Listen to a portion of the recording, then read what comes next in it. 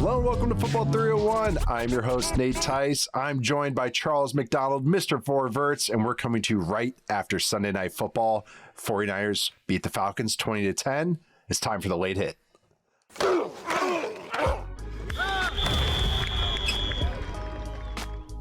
Charles, great to see you again. Even after the Mariners hit into several double plays in a row, and then I focused on your Falcons losing to the 49ers as the 49ers get their run game going. But how are you doing since I last saw you a couple hours ago? And how are you doing after this game? And what are your thoughts on this Sunday Night Football tilt? The day of the running back day, apparently that's what we're doing. Every day is a position day. You know, everybody gets a trophy. That's what we're doing. But how are you doing today? Yeah, I mean, do the Mariners need like an outfielder or a shortstop? Because I think Michael Penix or some of those throws, it looked like that's where he was auditioning for to get back into the MLB playoffs. Yeah, dude, that was bad. That was just bad. Because, you know, I thought that you know, Bijan was going to be able to run wild, and honestly, they did a pretty good job holding him in check. Like, I thought their front seven played really, really well tonight. The 49ers did. But man, you would just hope that your quarterback that you spent a top 10 pick on would be a little bit more accurate than he was tonight, because that was really, really pretty rough in the second half. And especially once he got injured, I don't really know why they kept him out there. Just really kind of a step back for the Falcons in terms of like the overall order of operations after a pretty impressive win over Buffalo last week. Yeah, it was. I mean, honestly, they had the almost 20-play drive, I think a 19-play drive. And I was like, oh, there it goes a little bit. And then the failed fourth and one in the fourth quarter. And I was like, there's the kind of overthinking, frustrating parts of this offense. Tyler Allgeier's in there. I like Tyler Allgeier, don't get me wrong, but it's not Bijan Robinson.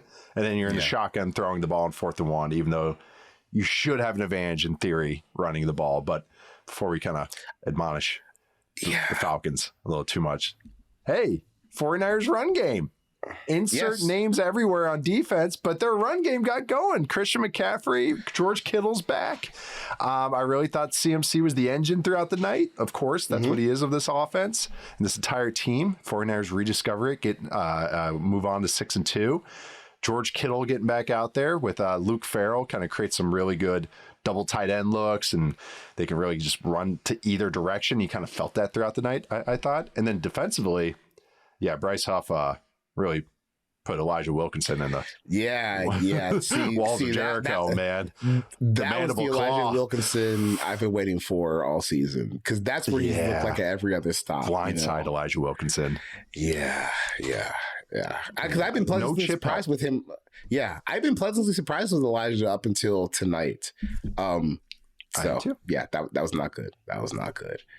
He had not been glaring. Yeah, and I thought it was honestly just push the Bijan button 500 times, and they tried it seemed like, but then just had some scattershot plays in between. I thought they gave up on the run a little bit too early.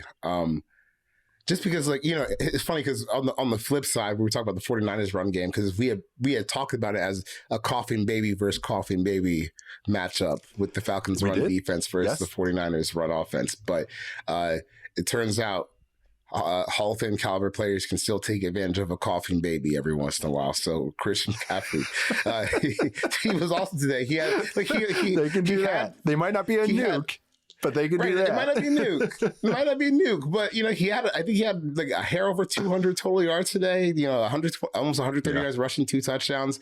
It looked good today, and I think what's cool about Christian McCaffrey and where he is in his career is, even in a night like tonight where he is having the success that he is on the ground, you're still not really seeing like the huge chunk plays from him. Like that part of his game still has to come back, and maybe it won't come back since he had those injuries last year. But he has become like a Jedi master at like running in between the tackles. Like it's kind of uncanny. Yeah. It feels like he's going in slow motion. He's had so many reps at it, and he's been so good at it that he can kind of sift his way through there. And then on a night like tonight, when the Falcons' interior defensive line is just getting bullied down the field by the 49ers offense, it just got easier and easier for him. So that was that was pretty cool to see, because you get to see, okay, you know, when the Shanahan offense can run the ball, you know, even when Mac Jones is he was kind of iffy tonight. They can still, get 20 points on the board and do enough to win the game. Yeah, this was their highest yards before contact per run the entire season. Felt like it. 1.74 yards, which is solid today. And like compared to last week against the Bucs, this is the 49ers offense. It was 0.77. Week before that against the Rams, 0.64. Week before that against the Jags, 0.71. Against the Cardinals, 1.1, 0.65 against the Saints. So a yard more, and those add up when you're running it 30 times, that on average. Great call, though, right there. I'm so glad you just brought this up about McCaffrey between the tackles. Ever since Stanford, he's kind of been just such a low-key power runner, but I guess, going into a Shanahan offense, you kind of, you don't see that much anymore, just because of what they do. So much to the outside and everything. They ran a power play, and it's so much better on all 22 because I was able to glimpse it already. They run a power play, and he literally gets skinny through the hole. And power plays gap scheme, it's a gap out for the running back, and it's like ideal teach tape of CMC because he does not break his stride. He just stays a gap, and he literally just gets skinny between two guys and gets like 5 yards. But it looks like an optical illusion because you don't really see he doesn't skinny up his shoulders at all. He just doesn't break stride, just hits the gap, and it's just like so perfect. Like his subtle movements, I don't want to kind of exaggerate and get too hyperbolic with how he said, how I describe him and everything, but just his subtle movements is just that's where his game has aged really nicely. He had a catch in the flat. Yeah, Jedi Master, like you're saying. Yeah, he had a catch in the flat where he squares up the linebacker and he just it wasn't even like a juke. He just took a deep breath. And the Falcons linebacker was like, ah! Jumped out of the way. So it's exactly like you're saying, Jedi mind trick. These aren't the droids you're looking for. This is not the tackle. This is a tackle you're not making.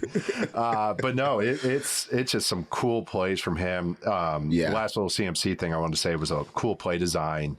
Collinsworth tried to describe it, but it was at the last drive for the 49ers, and CMC caught that third down. He was running up the seam.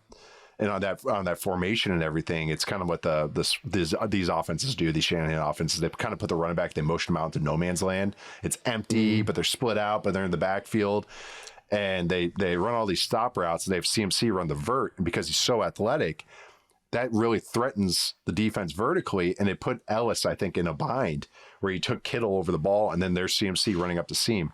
So not only is he running between the tackles, he's your seam runner, which is what your big receivers and tight ends do. He's just such a fantastic player, and I just love how Kyle Shanahan uses him, who, by the way, is going to, other maybe Shane Steichen, Shanahan's coach of the year. Holy crap, what he's doing with all these injuries. Doesn't matter who's playing, they're 5-2, and just doing this. It's just phenomenal stuff that the 49ers are doing. It's interesting because we were talking a few days ago about how the 49ers were still the NFC West favorite in a handful of books, and here they are, 5-2. And it's going to be interesting to see what happens just moving forward because they're going to get healthier, they're going to get Purdy back, and I think the Mac Jones experiment has been interesting. It's been fun, I think, but obviously they would like to get Purdy back, at some point, especially when it gets a little tight, that's when I think you start to feel some of the limits on Mac. Because even tonight, there were some moments where, the Falcons did let him get a couple of scrambles, but for the most part, once it got tight, that's when he's not really at his best. So you want to get Purdy back in there, and if McCaffrey can figure out a way to just kind of keep chugging along, and it's going to get tougher than the Falcons' run defense for sure. But if you can just figure out ways to have like mini impacts like you did today, man, that's still a pretty tough offense to stop. And if you get anything from Ayuk this year, Pearsall's going to come back. It's a good football team. They just keep figuring it out, man. They really do keep figuring it out. I know. Fred Warner's gone, but it's oh yeah, and then there's Nick Bosa gone, but it's oh yeah, they have Bryce Huff. Malik Mustafa and Tyler Algier had 2 head-on collisions tonight, at least 2 that were car crashes. And like it's one of those I might post on Twitter tomorrow, and it's going to be like the TV copy because I want to hear the sound of them. But it was just two hammerheads just running at each other, and it's fun to watch them again. And when it's like one of those guys, when you see him again, you're like, oh yeah, I really like you. I really like watching you, and it's really fun to have you back out there, just a hammer at safety. But man, I just really thought, you mentioned CMC doesn't maybe have that fifth gear, maybe he's kind of up to fourth gear, as a runner. They actually were able to. I'm not saying that you're wrong there, but what was different about the 49ers run game tonight was they actually hit some explosive runs, some 12-yarders, 14-yarders. Yeah. They only had 4 going into tonight. And I think as long as it was 15 tonight. Yeah. It was a bunch of 12 and 14 and 15-yarders. Yeah, like they hit that it's like almost like the Chiefs hitting an explosive run. But it's they had 4 going in tonight, the entire season, 4 explosive runs. And then tonight they had 5. So it's like, okay, there we go. Maybe we get a little something from this run game where it's just, or at least be able to hit some doubles. Don't have to hit home runs, but hit some doubles because at least some of the passing game. But you're right. That's where Mac Jones maybe, I don't want to say limitations, but play style. He wants to win with timing and accuracy. He doesn't really want to create as much as Purdy does. Purdy's also willing to unpin grenades and throw it deeper. So you see a lot of their high lows. He's hitting the lows. They're not asking him to really push it. And that's it. I'm just kind of adding on to what your observation is, that it's just a different flavor of offense when he's in there than Purdy. Yeah. I do want to say, I think tonight's game for the Falcons defense was a perfect example of like their offseason kind of biting them in the ass, where it felt like they were going for the flash before the substance, because when it came down to it, against one of the worst rushing offenses in the league, you couldn't get a stop when you needed it. And that like tonight, this is like the worst case scenario for this team, I think, or one of the worst case scenarios, like going into a game that we talked about this summer, where it's like, okay, maybe the offense is inconsistent, running game's a little inconsistent. If you can't stop the other team's running game, like there's nothing you can do, and you should be able to stop what had been, arguably the worst rushing offense in football up until tonight, and they bulldoze you. So that to me is like, it's why I can't fully get on board with like, oh yeah, the Falcons defense is back. They've got a good defense, because good defenses beat up like, bad components of offenses or bad offenses in general. And that's not what happened tonight. Well, the best part about this Falcons defense so far is their like third down stuff, like the funky blitzes and everything. Right. None of that matters when it's 3rd and 2, or when it's 2nd and 1. Like, doesn't matter. Like, doesn't matter how cool your third down stuff is, and that's how they have to live. Like, is by getting to the cool third down stuff. That's just how they're built. That's the thing. Is it's so funny about the season. I know this is just every year and like stuff like that, but it's just. Like when you watch these and as more data points come across and more game scripts happen, that's what kind of how it feels about the Falcons defense, where it's like, oh yeah, they have some more team speed, but they're still light.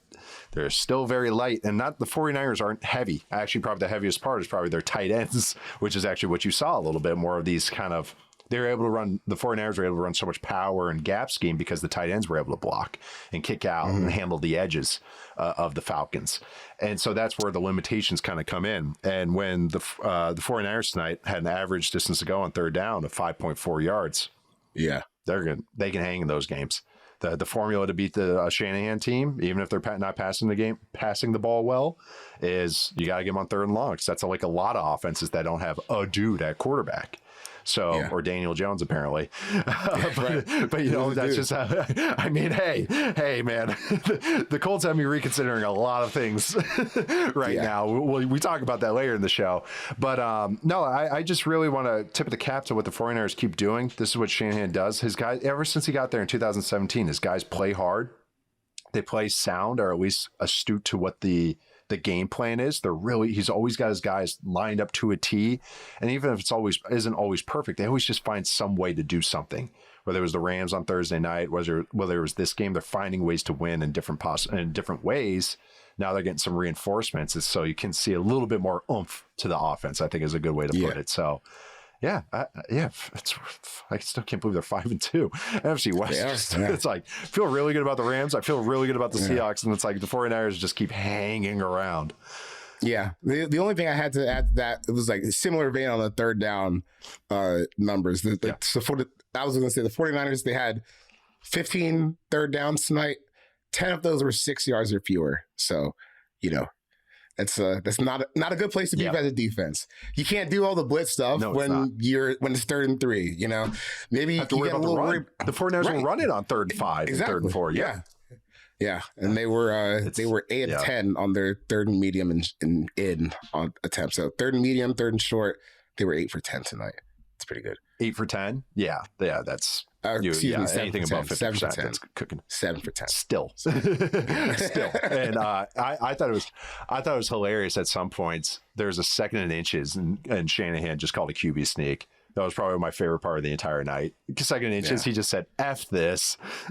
like Collinsworth's like, oh, the entire game, entire menu's on, you can call anything right here and say, which is true. 2nd and inches, the entire menu's open to you. And Shanahan just went, sneak. I'm not overthinking this. I'm just getting a new set of downs. I don't know. I just appreciated that. But now, I mean, big win for the 49ers. The Falcons are an interesting team. Their run game is still awesome. Bijan Robinson's still freaking awesome. The passing game is going to be like this. Moments of real highs. Like the 2-minute sequence before the end of the half. Penix's beautiful throw, Darnell Mooney on the sideline. That's so frustrating. And then he gets an intentional grounding and a 10-second runoff on the next play. And it was just like, that's the Falcons passing game right now. Yeah. And even the Falcons defense is frustrating because people never want to hear it in real time, but you can even do it on offense. Like you go back to 2017, that big year Carson Wentz had, and people are like, oh man, he's going to be, this, that in the future. And people who are looking at the data like, oh, a lot of this is happening on 3rd down. A lot of this production is happening on 3rd RPOs. Down, which is not steady, right? Not very steady production. And the Falcons defense, they've been the best 3rd down defense in football this year, but on like a down and down basis, they've been honestly like kind of below average. So on a night like tonight, they give up 60% of their 3rd downs. You see how hard it is for them to get off the field when they can't stop the run. It's not like this top 10 defense. It's improved for sure. It's definitely improved without a doubt. But they still need like another offseason of talent before I think they're actually going to be as playing as well as the praise they're getting right now. Right. No, I agree with that. Yeah, it was their first in DVOA going in this week, and it was like, they're better. No. I don't know if they're that. Yeah, so I agree with you. It's Falcons at least have the Dolphins, so next week. So that's at home. So that's a nice little get right game. Then they got the Patriots and the Colts. So interesting games to go overseas. Who do the 49ers got? Look at the 49ers schedule real quick, and then we'll wrap this Sunday night football segment up. The 49ers got the Texans and a great matchup next week, and then the Giants and then the Rams. Okay, some interesting games for both sides coming up. You know what else was interesting? That was me and Charles going live to react to Week 7 from earlier today after the late afternoon games. Had some really fun stuff. We had Rashee Rice returning. The Colts keep rolling. Giants, Broncos, 4th quarter shenanigans. Bunch of fun stuff. 3 highs, 3 lows. That conversation is coming up right after the break.